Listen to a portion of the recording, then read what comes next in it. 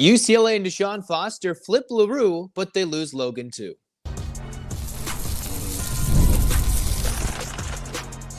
You are Locked On UCLA, your daily podcast on the UCLA Bruins. Part of the Locked On Podcast Network, your team every day.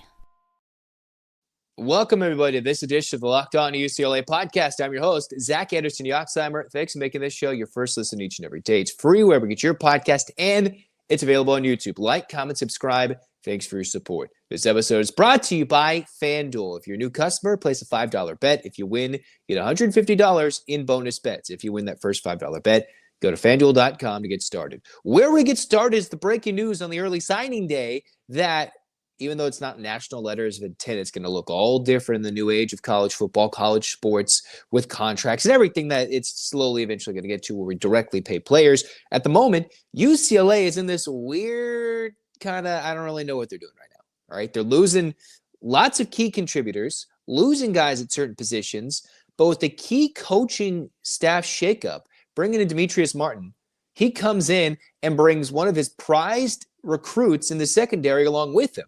Comes a day after UCLA loses, DJ Justice, RJ Jones in the secondary, both heading to the portal. But then when it looks like Epi Satanale is about to flip to Ohio State, it's not confirmed at the recording of this podcast. When it looks like at this very moment, UCLA was about to lose one of the biggest prospects, and they still might, UCLA gains one of the biggest additions they can defensively. As we know, UCLA lost not one but two standout DBs last year to USC when they joined Danton Lynn over on the other side of town. But to replenish that, and UCLA went very senior heavy this year in the portal for the 24 season on defense. And so they made some plays, maybe weren't the strongest, but they held their own for sure. And it's going to be a down year if UCLA didn't go and get some talent to recuperate that with UCLA, right? And in Corona Centennial, they already have Karan Jabari Jr. Now you bring in LaRue Zamorano III, and he's a 6'2", big corner. That's a nice big corner you want to go against. UCLA is going to play Ohio State one of these days, right? They've got good, solid, big-time receivers. SC's always going to have a big-time, tall receiver. These other schools are going to have that big-time option on the outside. You bring in a young, big, physical corner that can play press coverage. That all of a sudden changes the ball game.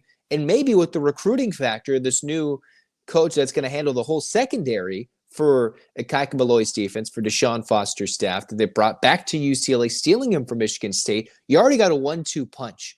So while you're seeing a lot of guys leave, UCLA, just by getting a coach alone, flips a kid in just about a couple of days, right before signing day, joins a teammate who he plays in the secondary already with, and that kind of negates the losses UCLA is having in the portal with a couple of DBs leaving, that I think UCLA can hopefully grow with youth. And I'm not sure if the defense is going to be lights. It's not going to be as good as it's been the last couple of years this next year in 25. It's just not, unless they really hit the portal hard, and they absolutely can. But I'm liking the youth that they brought in, right? We can't forget Jamir Benjamin of a year ago if he stays for UCLA. There's a lot of young talent that I think could hopefully blossom. It might not be pretty next year, but in a couple years, that defense can look pretty good, especially defending the pass in the secondary and playing in press coverage as opposed to 10 yards off, like we saw way too many times for this UCLA defense when they weren't pressuring enough. That's good, right? Well, now we have to go with a little bit of bad, because as you bring one in, you lose another in the portal. Logan Loya, a longtime Bruin. He's been there through the Chip Kelly years. He's been there through the Deshaun Foster year. And now he's heading to the portal. He had that one extra year of eligibility. He did play on senior day. He walked. He made one of the craziest catches you'll ever see in college football. If you remember him with that one-handed, one-footed, super stretched out catch he made against Colorado the last time the Rose Bowl was truly packed out top to bottom. And then a down year for him statistically this year. And not just him, everybody on the offense. And it's a weird year because last year, Logan Loya was UCLA's leading receiver with 59 catches in 13 games, 5 touchdowns to lead all UCLA receivers and nearly 650 plus yards just to beat J. Michael Sturdivant. We're wondering, okay, this is your leading receiver. He's coming back this year. Well, not only did he not produce the same numbers, and this is by no fault of Logan Loya at all, not only was he not producing the same numbers, Logan Loya coming in this year ends up being the third leading receiver behind a running back and a tight end. So by receivers, he was the leading receiver, barely beating true freshman Quasi Gilmer in yards and touchdowns. But he had 29 catches, 30 less than a year ago, 348 yards, almost 300 yards less than a year ago, and 4 touchdowns, which is actually almost on par with what he did in 2023. So he's a big-time goal line touchdown pass catcher, like he did against Iowa, like he did a nice catch against LSU early in the season. So he still made some good grabs, but that just kind of tells you what UCLA thinks. One, I think it's a good move for Loya. It's not going to be any easier for him to earn time with Quasi Gilmer growing. You still have the likes of J. Michael Sturdivant's decision. Rico Flores Jr. is supposed to be healthy, and part of the problem why Logan Loya wasn't going to get time was that he lost his starting spot to begin the year to Rico Flores Jr. And if you really want to get technical, Rico Flores Jr. in 4 games had 130-plus yards and a touchdown. Actually had 180 yards, 187 yards and a touchdown. All that mostly in the Hawaii game. But yards per game, Rico Flores technically led the team in yards per game in his 4 games, most likely medically redshirted year as a receiver.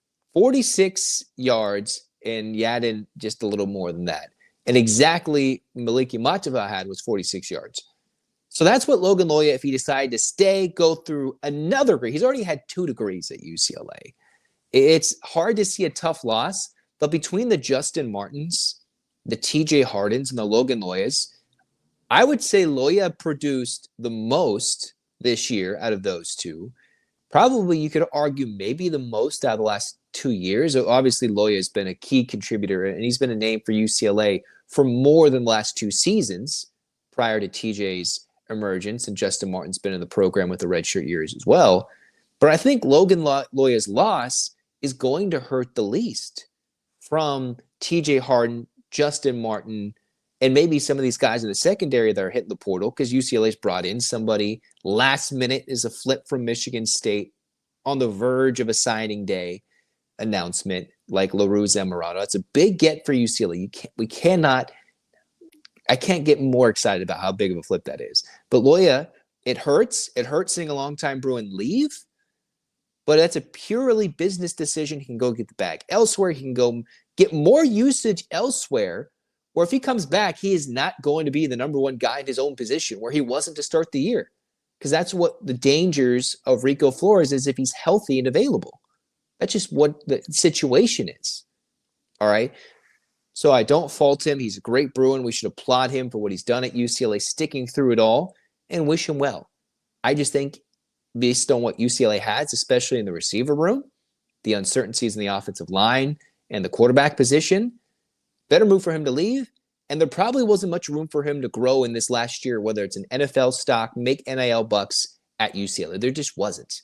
And that just tells you how deep and talented the UCLA room is, that when Flores comes back, if hopefully J. Michael decides to come back, and then the exciting emergence of Quasi Gilmer, that's a solid total trio from UCLA, and then some more that of names I'm forgetting, haven't even mentioned for next year. I remember Carter Shaw was already doing some solid things. And mind you, none of these guys have entered in the portal at the moment, because that could change at any moment from this recording.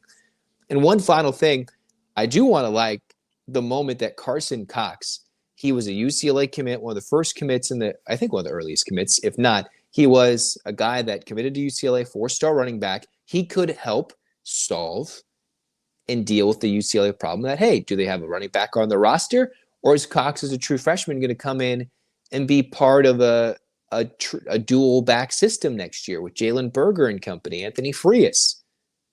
Well, Carson Cox spurned the last-minute charge of USC and decided to come to UCLA. And he made it clear. He was posting on social media. I saw that. It's like, hey, let's go, UCLA fans. Made it clear before signing day, I'm a Bruin.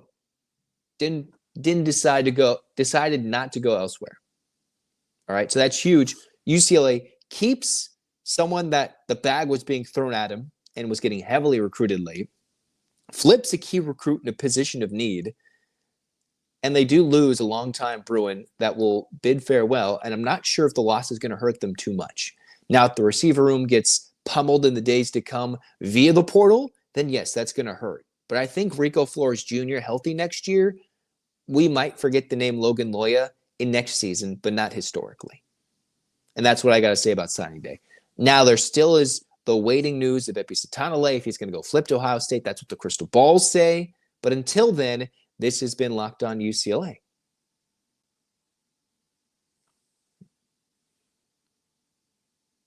And we're better together.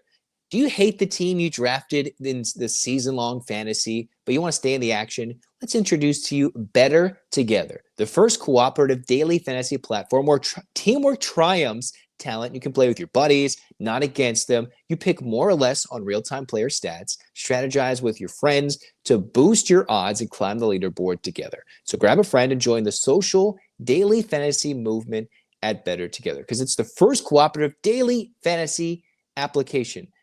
And while you realize daily fantasy sports is fun alone, like a lot of things, it's better to do with friends. Stay connected with a friend, put the group chat to the test, and download Better Together now from the App Store. Sign up using the code LOCKEDON for a free $10 entry into any NCAA football or NFL contest. Play with me in the Locked On CFB Saturday Games contest this Saturday. Remember the code Locked On, because winning alone is fun, but it's better together. We're going to have all sorts of updates, recapping signing day, the news, the flips, the latest portal. But LaRue Zamorano, huge flip for UCLA, coming along with the big shakeup to the staff in the secondary. What does that mean? Who's going to go in the days to come? We'll update you here on Locked On UCLA with Deshaun Foster's attempt to make the Foss era memorable. All right, Carson Cox stays. Doesn't mean guys are going to go, but the Bruins are trying to counter every negative action with a lot more positive action in the portal and last-minute gets. And I think the Bruins got some of that. It's not going to negate what they lose, but they're making big gains anyway. So let's get our hands up. 8 clap time, baby. And 1, 2, 3, 4, 5, 6, 7, 8. UCLA.